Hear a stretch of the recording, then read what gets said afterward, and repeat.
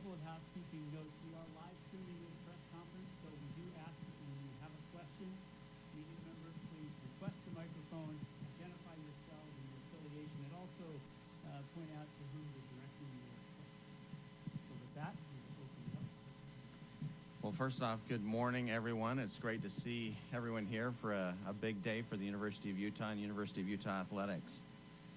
I want to begin by thanking the Big 12 Conference, their presidents, and Commissioner Brett Yormark for giving us the opportunity to compete with our athletic programs at a very, very high level. We are looking forward to that partnership. It's an innovative conference that is looking towards the future. I also want to say that I'm very, very grateful to all of my Pac-12 colleagues. We spent the last year working diligently together to try to keep this conference together, but as I mentioned in my written release last weekend, ultimately the dynamics of collegiate sports and media markets bring us to where we are here today. I want to say that we've spent 12 great years in that conference, and I believe that the relationships will continue. We have dear friends.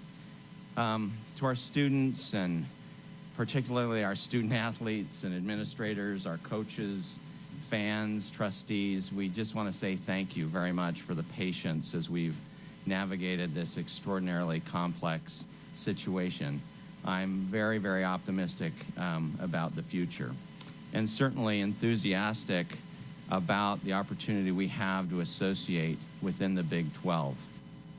You know, being part of the Pac-12 raised the profile of this university, not just, I'm speaking more at a university level, not just in our athletics programs, but also in our academic programs. I know many, many of the presidents in the Big 12, and I am telling you, those are also outstanding institutions. Our goal has always been to become one of the top public universities with unsurpassed societal impact. That means that when we make a decision like this, we think holistically about the university. We think about the standards it sets for us. And this Big 12 conference sets high standards. We're very, very excited about that. I think you're going to see the collaborations university-wide will accelerate, and we will accelerate towards that goal. Now, I'm a fan, a lifelong fan of this university, and I know we're going to get questions about the renewed rivalry with Brigham Young University. For me, it's always been fun. We're looking forward to that. We've appreciated the way we've worked together over the years when we've not been in the same conference. We're certainly looking forward to the years where we will be.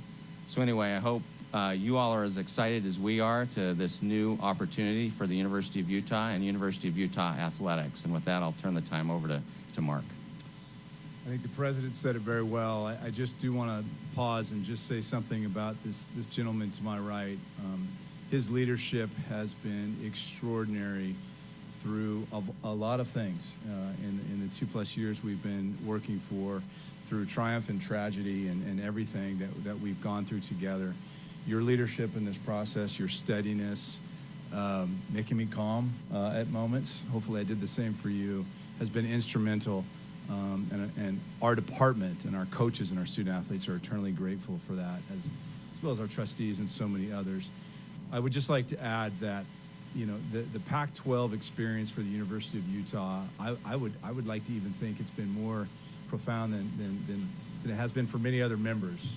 It changed this university. I saw it from afar, working at other Pac-12 schools. I saw the rise of Utah academically and certainly athletically.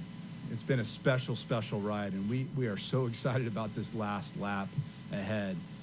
You know, so many championships we have to defend in the league this year, and certainly with where we sit today, trying to create history and have the third straight football championship. There's incredible people in that conference, and certainly the Commissioner Kliavkoff, who I spent a lot of time with over the last few years, is a good man and worked extremely hard to try to present the best possible way forward. But as we move forward, I too am so excited about the opportunity in the Big 12. I know many of their athletic directors, some of them, one of them used to be my intern. I'll let you guys figure out who that might be. I guess that means I'm getting old. A lot of great people, incredible cities. You know, you go on the road and all the sports there, and it's sold out. So, you know, Ute Nation, get ready, because everywhere, we got to get our tickets early in many of those events, because it's remarkable. They've renewed their football championship at Cowboy Stadium. I've never been to the basketball tournament in Kansas City, but I'm told it's an elite event. So there's a lot of enthusiasm. I had a chance to finally communicate with Commissioner Yormark. He's got a vision, as the president alluded to. He's got a lot of things he's thinking about. Sometimes I'm like, wow, can we do that? But he seems to have figured out different ways to do that. So excited about that collaboration moving forward. But again, I want to emphasize what an incredible opportunity the Pac-12 has been for this department, as well as for the entire university. And we wish everyone there the very best as we move forward. With that, we'll open it up for questions. Please identify yourself, affiliation, and to whom you're directing the question. John Kuhn, Associated Press. This question is for President Randall. When you met with the other Pac-12 presidents and saw the media deal offered, what was kind of the tipping point where you decided the future was with the Big 12? You know, we have an incredible president's room in the Pac-12. It's extremely collaborative. It is a positive group that is always trying to find solutions rather than not. And I will just tell you, we expended every energy to try to figure out how this deal could move forward. It was an innovative construct. It certainly, on its upside, had the promise to do something very different to the way we view television. I think everybody in the room caught that view. At the end of the day, each university was plugging in the numbers and kind of making their own decision. And obviously, the outcome is where we are today. Josh Newman, KSL.com. Mark, you've been very public over the last 12 or 13 months that the remaining Pac-12 members, they were going to work in lockstep, and you wanted to find a deal, and you were clear that the University of Utah's home. You wanted it to be in the Pac-12. At what point last week did that thinking or that notion start to shift? Well, to the first part of your question, I think the president said it best. There was always a very real effort to try to assist the commissioner and his team to get the very best deals that would lockstep, would lock us in going forward. And I want to echo that. It was a collective effort by many, the presidents, the board, the coaches, and the athletic directors, and the senior women's administrators, everybody trying to work collaboratively to make sure things got going forward.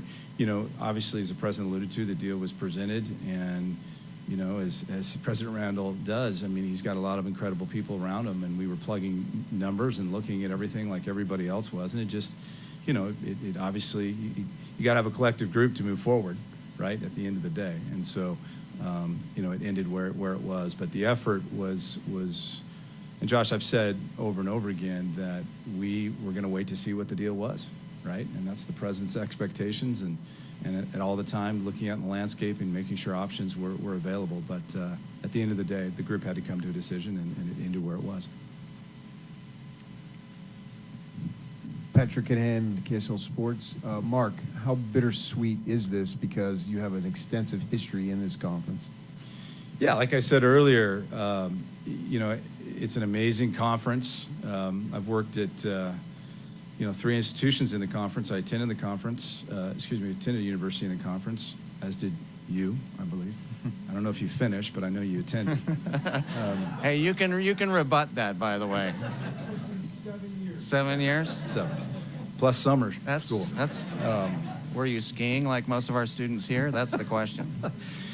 Of course there's bittersweet. It'd be disingenuous for me not to say that, and there may be time to reflect weeks and months from now, but there's the sweet part too, and there is excitement of what's ahead in the cities that our student athletes will be able to compete in, and those opportunities that will be new. Josh Harlan, KSL.com. Mark, obviously it's still early in the process, but have you been given any indication on how you'll make up or fix these non-conference games that you already have scheduled? And is there any indication of maybe doing divisions or anything that way in your eyes? Yeah, we have not gotten into those details yet. I do believe that those meetings will occur sooner than later. You know, if you look at the football schedule for next year, it didn't dawn on Jeff Rudy, who I believe is in the audience, who handles football scheduling for us, that we all of a sudden have two conference games that were originally as non-conference games. So the work just beginning. Charmel Green, our incredible Chief Operating Officer, is here as well. She will lead a transition team that will dive into every single possible issue on every single possible sport. I've told her I want to know how those teams think. I want to know how those teams, I want to know everything about everybody. You know, we want to get in there and win right away. We have no reason to believe that we can't. But to your question specifically, we do have a lot of work to do on our schedules, and I'm sure Commissioner Yormark and Scott Draper, who is the gentleman who oversees football there, will be working very closely to go through that sooner than later. Eric Walden, the Salt Lake Tribune. President Randall, it's been reported by your counterpart at Arizona State that it was their intention to try to keep the Pac-12 together as long as possible up until Oregon and Washington did not appear on the Friday morning conference call. Was that the intention of the University of Utah as well, and was that kind of the moment where it was kind of decided that you needed to go another direction? You know, every president, literally, I mean, this conversation's been going on since last summer, right? And every president in the Pac-12, including Washington and Oregon, were trying to hold this whole thing together. I don't think you can ever blame it on it or point it to a single moment. There are lots of things that culminate in decisions for presidents. But I will say I felt honestly that every school in this league took time and weren't rash in their decisions, and they were trying to hold this league together. David James, KUTV, and 97.5 The Zone. For both of you, Dr. Crow, in his remarks on Saturday, referred to the media overlords. Do you believe that what happened with the Pac-12 happened because Fox and ESPN find these schools more valuable apart than they do together? I'm just going to quote Harlan, give me a break. That's fair. No, anyway, look, you know, media is part of it, but so is building an incredible league that wants to stay together. When you think about this from a university president's perspective, you're looking broader than just the dollars and cents. You got to keep an athletic program healthy, so it's got to meet some minimum viability for sure. But on the margin, you're not going to choose for $1 million or $2 million. You know, here you're thinking about the long-term view of the university and where you need to position it, and I'm sure that's what the other presidents were doing as well. Yeah, nothing to add. Taylor, from an academic standpoint, obviously, you know, the University of Utah is an AAU member. It's a Tier 1 research institution. It was in the Pac-12 with other like-minded academic institutions. Where do you believe Utah sort of falls academically among the rest of the Big 12? Yeah, these are sensational schools, right? I know many of the presidents personally. I think that's why this makes this a comfortable move for me personally. I know their standards. What I like about this, the group of universities in this league, is they all are striving to get better, and you can see them bringing resources to bear to do that. I wouldn't bet against the Big 12. That's what makes us so excited to be there. Hi, Andrea Urban with Fox 13. I was just doing some research on just the revenue that the conferences bring in, and actually the Big 12 is right up there with the Big 10 and SEC. So I'm curious, with either of you, how does the revenue increase or change for University of Utah athletics when joining a conference as powerful as the Big 12? Mark, do you want to take that one? Yeah. You know, well, I'll just say a few things. You know, the revenue, when athletic departments communicate revenue, it can get a little complicated, quite candidly. And there's so many different buckets. And sometimes you'll see a lumping of, for example, the television deal combined with how many units come from a basketball tournament or how many tickets you sell at a championship game. And so it is confusing. I will say that the thing I'm most excited about with this television dynamic that we go into is it's with two of the major providers in Fox and ESPN, who've been obviously partners that we know well. It also will have streaming to it. And I think it's very important for folks to know that although primary linear is certainly where we're headed, there will be streaming because that's the way it's going. And I think we've seen many comments from very huge people in the industry even hint that they could come sooner than we think. But this does position us to have a lot of visibility going forward. And I think that's what I'm most excited about. President Randall, Jake Hatch, KSLSports.com and KSL Sports The Zone. I wanted to ask you, in terms of Dr. Crow, he talked about the fact, he called it a 23rd century Star Trek. Yeah. In terms of the accessibility that would have given you guys via Apple, how enticing was that? But Mark's already alluded to the fact that there was the linear component was obviously a big deal. You know, I think what President Crow is referring to is that it was a new type of way of viewing college sports. And so that was both intriguing and made us all kind of pause and say, we've got to analyze this a little further, right? It wasn't like saying, hey, we're going to say yes to a contract that we've done for years and years. We took a lot of time just kind of diving through it. You know, at times you felt like you were more a venture capitalist analyzing something, right, than you were just looking at a traditional media deal. But it was fun, right? It was energizing. It was exciting. Again, the way I described it is all of us had to make a decision about that and get to a certain comfort level, and we just couldn't get the whole group there. Mark, even though you joined the Big 12 as a quote-unquote equal partner, the University of Utah, frankly, has more Olympic-type sports than many of the other institutions will in the in the Big 12. Is that any concern that that equal share that you have now will be spread a little more thin than some of the other institutions will have to? No, I'm not concerned about that. I am very excited about the fact that we match up so well with our sports. Charmel and I have already begun the conversation of beach volleyball. We know that's the one sport that does not match up. Lacrosse does not, but we already experienced that, and we will find solutions. That's what we do.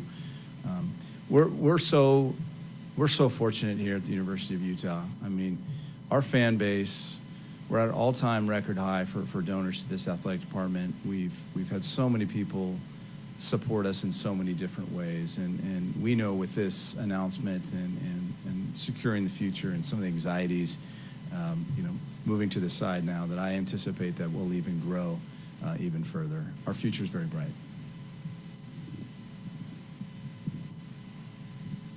With increased travel certainty within the Big 12, does that change like the scheduling strategy and philosophy for games outside the league across the different sports? Well, I'd caution a little bit on increased travel. Everyone can look at UCF and West Virginia and say, well, that's further away, right? Even I figured that out quicker than I normally would.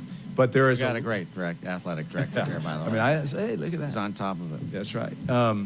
But there's a lot of groupings there that are closer than what we currently experience. And so as we go through and work with the conference and figure out how they're going to do that, we have to let the dust settle. So I just want to say that before we say increased travel, we have to look at the totality of all of that. But what I can say unequivocally is the student athletes at the University of Utah, we're not going to step one little inch back on what we provide them, how we take care of them, their health and wellness, and all of that remains our singular focus. And so whatever happens next, they'll be taken care of in a great way. And just on that note, this is the time of year where we meet with all our student athletes and all the teams, and we're going through that process, Charmel and I and John Jansen and others, to make sure they're up to speed on everything that's going on. We've been communicating with them as we have with our coaches, and there's a lot of excitement. Steve Bartle, 24/7 Sports. President Randall, over the last 12 years, the university, the athletic program has grown exponentially. The brand has grown for Utah as well. Looking ahead to the future, do you guys have goals and benchmarks to keep Utah on that upward trend in growing the brand? You know, it's a great question. I'm a president that thinks synergistically about pieces of our organization, right? We are a big conglomerate. We are a healthcare system. We're a research institution. We're an educational institution. We're an athletics program. And certainly athletics plays a key role in the brand of the university. What I've liked most about the way Mark has run this program is he focuses on the student athlete first. You look at our graduation rates. If we didn't have graduation rates, it wouldn't be lifting, right, the university to the extent that it needs to. So we're going to continue to do that. And what I see in the Big 12 are institutions that are also committed to that holistic student athlete experience. And if we can do that right, you're going to see this brand continue to rise. For either of you, were there any conversations of substance with the Big Ten throughout this process, but specifically within the last 2, 3, 4 weeks as things really started to pick up? You know, I want to keep lots of conversations just relatively private, but we explored a lot of options. And, you know, I think what's been fun about following the media is you guys, I think, hit all the creative options. So, and we took a few ideas from you in that process, so we appreciated it. Thank you. Just as a follow-up, for Mark, I suppose, you know, again, given the tenor and the tone of what the last year has been, trying to stay together, moving in lockstep, were you surprised when Colorado did not wait to see what the media deal looked like?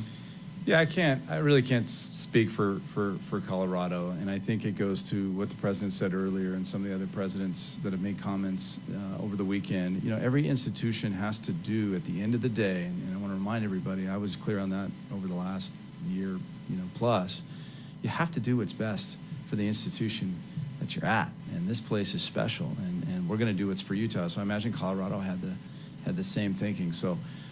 And I'm not going to be critical of any of that. They did what they had to do, and I guess the Colorado-Utah rivalry is back on. Joe Coles, Deseret News. What kind of feedback or conversations have you had with your student athletes after this move? Yeah. Well, like I said earlier, that process is underway. Look forward to seeing a lot of them this week. We have a lot of meetings. We have been communicating with them. I was around the football program on Saturday. The days are a little bit jumbled. It's fair to say some of the young men from Texas were jumping around a little bit. You can imagine, but we'll have more feedback on that as we go through the week. But I think for them, I just put myself in their shoes. I mean, I think, they follow and read what you guys write and hear, and I think having clarity and certainty is something that I'm sure they're very enthusiastic about. Kevin Reynolds, Salt Lake Tribune. Washington's president said that she kind of went into the last week expecting multiple options to be presented for a media rights deal with the Pac-12. Was that your expectation as well, and were you surprised when only one was presented? I will say that through this whole process, our commissioner did everything he could to bring options to us in a pretty difficult media market right now. If you've been following what's going on with Disney and the like. So I appreciated his efforts, and what he brought to us was a creative solution. And again, as we've mentioned, it's unfortunate we couldn't get that one over the finish line. Mark, obviously there's 4 teams left in the Pac-12. Do you feel any, maybe loyalty is not the right word, but do you feel any ties to them that maybe you can use them as teams that you could schedule in the future? Or what's kind of your connection that you feel to them, if any? Well, first of all, there's incredible people there, right? This is just like your business. It's a very high relationship business in intercollegiate athletics. We compete against each other at a very high level, and little secret is during the week we talk a lot about how to navigate stuff. So if you're referring to those 4, those athletic directors are very, very close friends of mine, and I'm feeling and I'm concerned, and I'm waiting to see what happens. And I do think there's a path that they're just too smart and they'll figure it out. So it's a little raw to talk about any of that. I think right now I'm thinking about them and thinking about my colleagues at the Pac-12 office and the Pac-12 network and all the wonderful people many of you guys know in this room. I mean, Ashley and Yogi. I could go on and on about a lot of people that I care deeply about. And they're all smart and they're all great and they're all going to land on their feet. And maybe the conference will find a path forward. But right now, way too early for me to think about using or anything like that with scheduling.